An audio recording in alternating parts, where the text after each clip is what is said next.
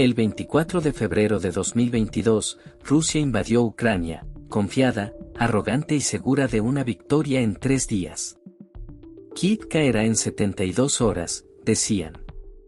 El ejército ruso era el segundo más poderoso del mundo, o eso nos habían dicho. ¿La guerra? Solo una formalidad. 3 años después, Rusia controla apenas el 20% de Ucrania. Y lo ha pagado con casi 1 millón de bajas. Antes de continuar, no te olvides de suscribirte al canal. Todos los días subimos videos nuevos de historias y las últimas noticias en el mundo y la vida militar. Suscríbete para que no te las pierdas. Continuemos. Frías y brutales cifras. 1 millón de muertos y heridos. Más de los que Estados Unidos sufrió en 2 décadas de la guerra contra el terror, pero comprimidos en apenas 3 años. Y eso es solo el comienzo del desastre. Hoy, en The Military Show, desmontamos la ilusión de que Rusia está ganando esta guerra. Vamos a desmenuzar los mitos sobre el territorio, la crisis de mano de obra, la economía destrozada, la propaganda y los crecientes rumores de que la propia Federación Rusa podría no sobrevivir a las consecuencias del error de Putin. Así que, si todavía crees en la narrativa de que Rusia tiene la ventaja, querrás escuchar esto hasta el final.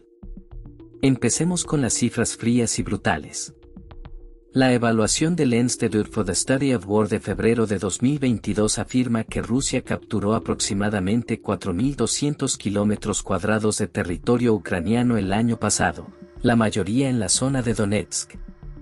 Esta área es apenas un poco más grande que Rhode Island, el estado más pequeño de Estados Unidos. En comparación, esos 4.200 kilómetros cuadrados representan alrededor del 0,6% de todo el territorio de Ucrania. Y aquí es donde se vuelve realmente asombroso. Forbes hizo sus propios cálculos, usando datos de abril de 2025, y concluyó que Rusia solo había tomado unos 68 millas cuadradas de territorio. Si Ucrania mantiene ese nivel de defensa y Rusia no intensifica su ofensiva, la guerra en Ucrania duraría otros 230 años. Ese sería el tiempo que Rusia necesitaría para ocupar todo el país, una de las pocas formas seguras de ganar. El mismo análisis sugirió que Rusia necesitaría alrededor de 100 millones de bajas para lograrlo, frente a una población total en 2025 de unos 144 millones. Esto está muy lejos de ser una estrategia, es, en realidad, la ausencia total de una, que exigiría una inversión en guerra de varias generaciones, con otros problemas graves añadidos. Pero el territorio solo cuenta parte de la historia. Hablemos del coste humano de las delirantes ambiciones imperiales del presidente ruso, Vladimir Putin. Según los últimos datos del Ministerio de Defensa de Ucrania, las fuerzas rusas han sufrido aproximadamente 975.000 bajas desde febrero de 2022. Aunque debemos tomar cualquier estadística en tiempo de guerra con cautela, incluso las estimaciones conservadoras del Ministerio de Defensa del Reino Unido sitúan las bajas rusas muy por encima de 750.000 a finales del año pasado. Para ponerlo en perspectiva, Rusia perdió aproximadamente 15.000 soldados en su guerra de 10 años en Afganistán. En solo 3 años en Ucrania, han sufrido más de 60 veces esa cifra. Hablando claro, esta no es una guerra sostenible. La crisis demográfica de Rusia ya era grave antes de la guerra, con una población en declive y envejecida. Su tasa de natalidad se desplomó con la crisis económica tras la caída de la Unión Soviética, llegando a apenas 1,2 hijos por mujer a principios de siglo. Aunque la situación mejoró ligeramente, el país sigue muy por debajo de la tasa de reemplazo. Como resultado, hay una escasez significativa de hombres en edad de trabajar menores de 30 años, simplemente porque nunca nacieron, y Rusia está reclutando precisamente de ese grupo reducido.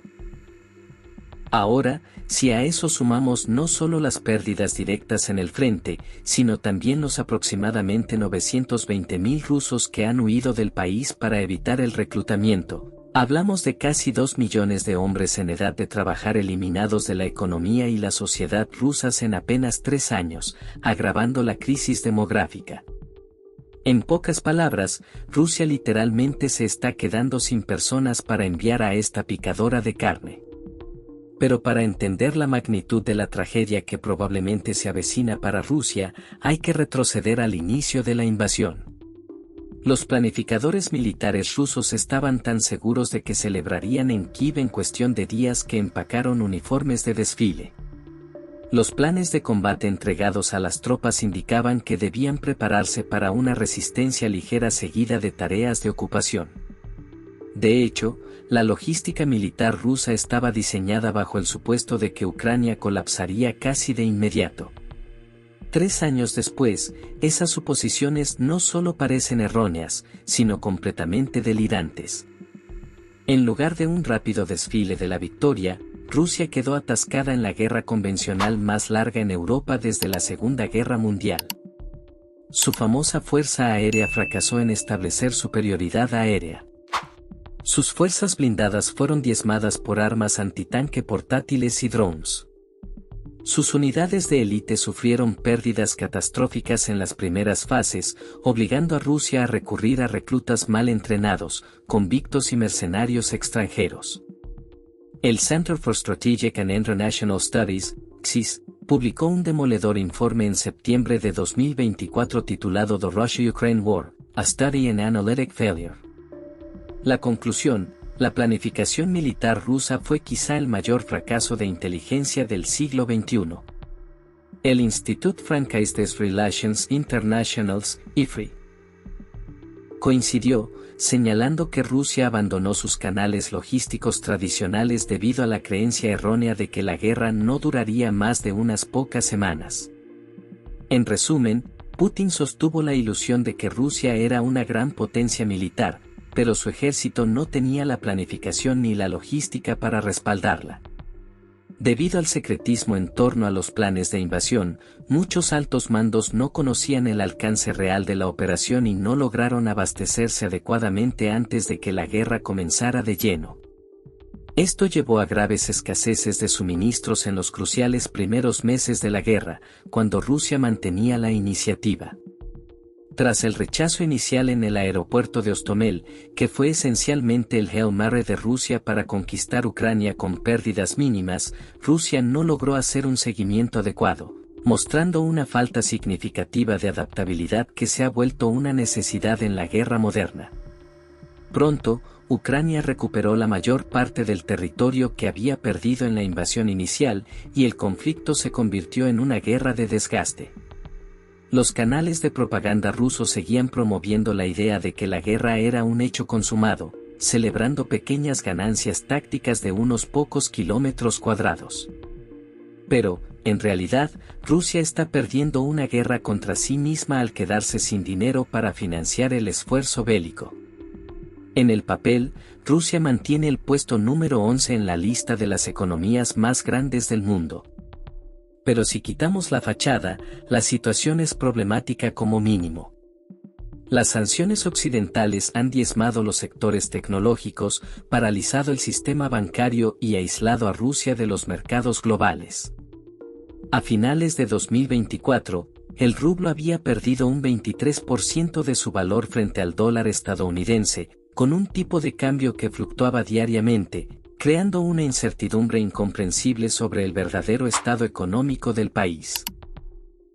Pero el impacto económico más devastador proviene del giro de Rusia hacia una economía de guerra. Según un análisis de Medusa, Rusia gasta ahora un estimado del 40% de su presupuesto gubernamental en defensa, un nivel insostenible para cualquier economía moderna. Peor aún, un tercio de ese gasto está oculto bajo proyectos secretos relacionados con el complejo militar industrial, lo que indica un nivel sin precedentes de propaganda y paranoia en el Kremlin. Lo que empeora la situación es que la principal fuente de ingresos de Rusia, las exportaciones de energía, enfrenta un declive a largo plazo. La Unión Europea ha reducido su dependencia del gas ruso en más del 30% desde 2022 y las ventas de petróleo a China e India se negocian con grandes descuentos. La dependencia del petróleo y el gas, que constituyen entre el 30 y el 50% de los ingresos gubernamentales, significa que la ya escasa fuerza laboral del país se está volcando cada vez más hacia ese único sector rentable. Esto hace que la manufactura rusa dependa más de las importaciones, especialmente de China, y que el país necesite importar mano de obra para satisfacer la creciente demanda. Con Rusia perdiendo tanto en lo militar como en lo económico, tiene pocas opciones más allá de continuar como hasta ahora y aceptar que la guerra es el nuevo status quo. Ninguna es buena. Espera. ¿Ya te suscribiste? Todos los días subimos un nuevo video nuevo con nuevas noticias del mundo y vida militar. La primera opción, poco probable, sería una escalada masiva. Algunos sectores duros del Kremlin han propuesto usar prácticamente todo lo que Rusia tiene para ganar la guerra, incluyendo armas nucleares tácticas. No sería la primera vez que se menciona la guerra nuclear, ya que el propio Putin ha hecho insinuaciones al respecto más de 2 docenas de veces. Pero este escenario terminaría por volverse en su contra. Incluso un despliegue nuclear limitado, como destruir Kiev o sitios militares vitales, podría crear ventajas tácticas a corto plazo, pero la OTAN se vería prácticamente obligada a responder, posiblemente con armas nucleares propias. Esto llevaría a que Rusia atacara a países de la OTAN, arrastrando al mundo a un invierno nuclear. Y ni siquiera esta escalada resolvería los problemas centrales de Rusia, necesita tanto la tierra como la población de Ucrania. Bombardearla hasta volverla inhabitable eliminaría el potencial de 40 millones de ciudadanos que podrían apuntalar la demografía y la fuerza laboral rusa. La segunda opción sería retirarse de Ucrania, algo que Rusia solo consideraría como último recurso, ya que representaría una devastadora derrota política para el régimen de Putin, que ha cimentado su legitimidad en esta guerra. Una retirada sin cumplir sus objetivos principales probablemente desencadenaría una fragmentación de la élite en Rusia e incluso el colapso del régimen. El gobierno de Putin es un castillo de naipes construido sobre el hecho de que ha conseguido lo que quiere durante 2 décadas. Si la situación se revierte, quedará claro que la cúpula no es tan poderosa como aparenta. La tercera opción es un acuerdo de paz, incluso en forma limitada. Aunque pueda parecer lo más racional después de 3 años de guerra de trincheras con drones, ninguna de las partes puede llegar a un acuerdo. Ucrania no tiene incentivos para ceder territorio después de defender con éxito su soberanía durante 3 años. La propuesta de paz del presidente Volodymyr Zelensky exige la restauración total del territorio, posiblemente incluyendo Crimea, así como garantías de seguridad de la OTAN. Rusia, por su parte, no puede aceptar un acuerdo que no legitime sus conquistas territoriales. Mientras tanto, la diplomacia internacional complica aún más las cosas. La política errática de la administración de Donald Trump hacia Ucrania ha socavado la coherencia diplomática. En febrero de 2025, Trump se reunió con Zelensky para proponer un plan de paz que cedía gran parte del territorio ucraniano a Rusia, contradiciendo la posición oficial de su propio Departamento de Estado. Esto provocó casi una ruptura total en las relaciones entre ambos países, llevando a Ucrania a solicitar revisiones de acuerdos mineros y a Estados Unidos a retirarse de las conversaciones de paz. Incluso cuando Rusia ha declarado públicamente su disposición a soluciones pacíficas y ha aceptado ceses al fuego provisionales, ninguno ha funcionado. El alto al fuego de Pascua, de 30 horas, terminó con Ucrania acusando a Rusia de violarlo casi 3.000 veces. En resumen, Rusia está atrapada en una trampa estratégica creada por sí misma, incapaz de ganar militarmente, sin disposición a aceptar la derrota e incapaz de negociar una solución diplomática. Si quieres, sigo con el bloque final donde explica las consecuencias geopolíticas y militares para Rusia y el desenlace. Veamos el panorama general. ¿Qué ha conseguido realmente Rusia con esta catastrófica aventura militar? Antes de la invasión, la OTAN era una alianza en busca de propósito, con muchos cuestionando su relevancia en el mundo posterior a la Guerra Fría. El propio Trump criticaba a la organización, señalando que la mayoría de sus miembros no cumplía con el requisito básico de destinar el 2% de su PIB a defensa. Hoy, la OTAN está revitalizada y ampliada, con Finlandia y Suecia como nuevos miembros. La frontera de 800 millas entre Finlandia y Rusia prácticamente duplicó la frontera OTAN-Rusia, reduciendo drásticamente la capacidad defensiva rusa en un conflicto teórico contra una alianza más grande, con mejor demografía y más moderna militarmente. Países clave han cambiado su postura. Alemania, una de las mayores economías del mundo, ha implementado nuevos incentivos para la financiación de defensa.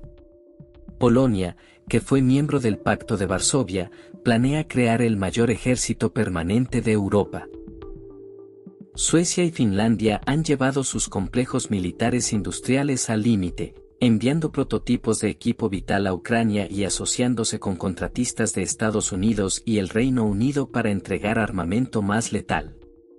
En lo diplomático, Rusia ha pasado de ser una potencia global respetada, aunque difícil, a un estado paria con opciones internacionales limitadas.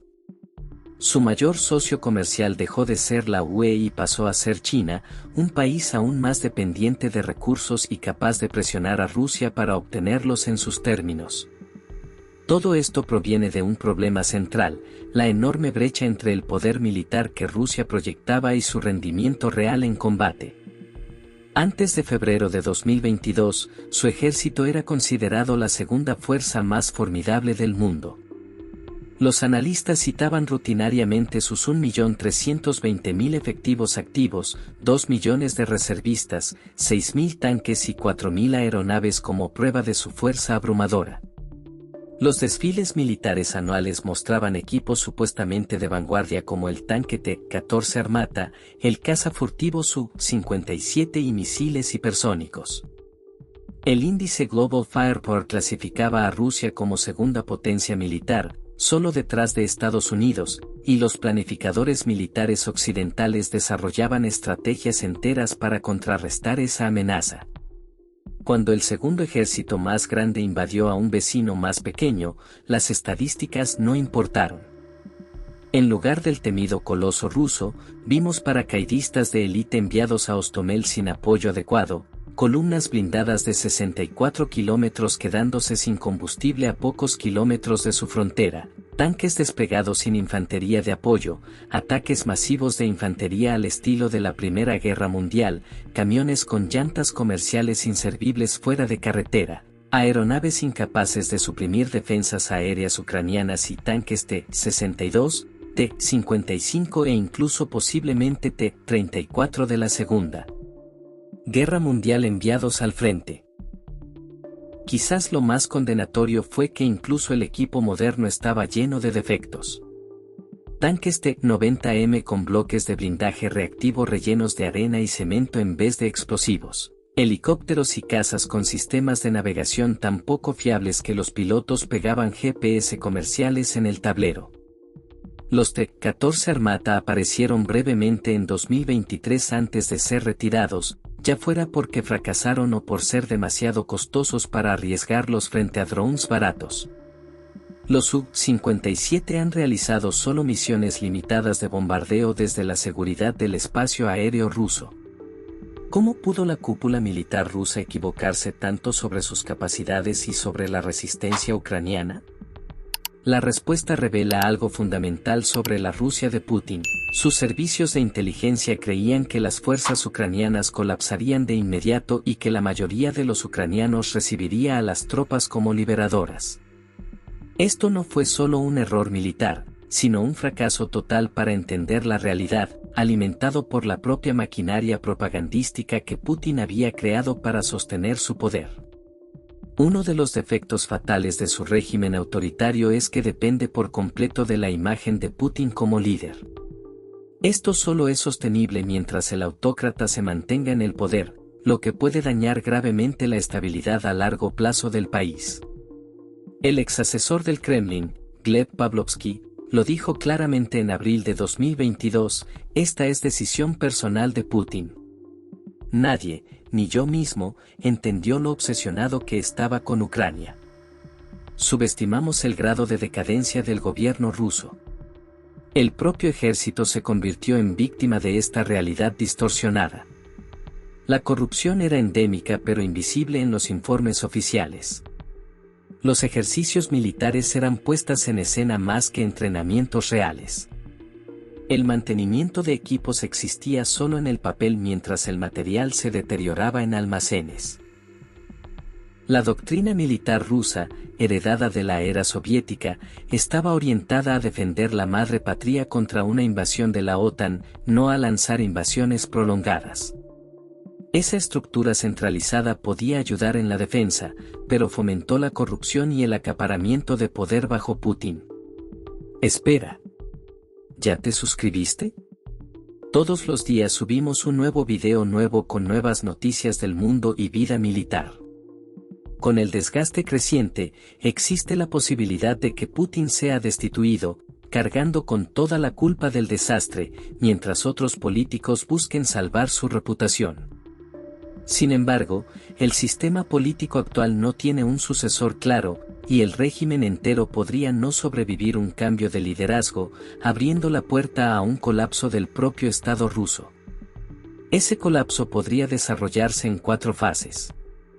Colapso económico. La economía de guerra no podría sostenerse, los gastos militares desplazarían servicios esenciales y la infraestructura crítica fallaría. Fragmentación política. Gobernadores regionales, sobre todo en zonas ricas en recursos, ganarían autonomía bajo el pretexto de necesidad económica. Desintegración militar. Con el ejército profesional destrozado, aumentarían los desertores y las fallas logísticas. Colapso de la autoridad central. El gobierno de Moscú perdería control real sobre partes del territorio, como ocurrió con Yugoslavia o la URSS. Las consecuencias serían graves, un mosaico de nuevos estados, armas nucleares intentando ser aseguradas por Moscú, oleadas de refugiados hacia la UE y la posible ocupación de Siberia por parte de China. Así que, la próxima vez que alguien diga con seguridad que Rusia está ganando en Ucrania, basta con recordar esto: tras 3 años de una guerra que supuestamente iba a durar días, Rusia controla solo el 20% de Ucrania, ha sufrido cerca de 1 millón de bajas, ha devastado su economía, destruido su prestigio internacional, revitalizado a sus adversarios y no tiene una vía real hacia la victoria. La verdad es que Rusia no está ganando, está atrapada en un desastre estratégico creado por sí misma, sin buenas opciones y sin salida clara. Cuanto más dure esta guerra, más catastróficas serán las consecuencias para la propia Rusia. No olvides suscribirte para no perderte las últimas noticias del mundo y la vida de los militares. También comenta en los comentarios desde donde nos estás escuchando. Hasta pronto. Nos vemos en el próximo video.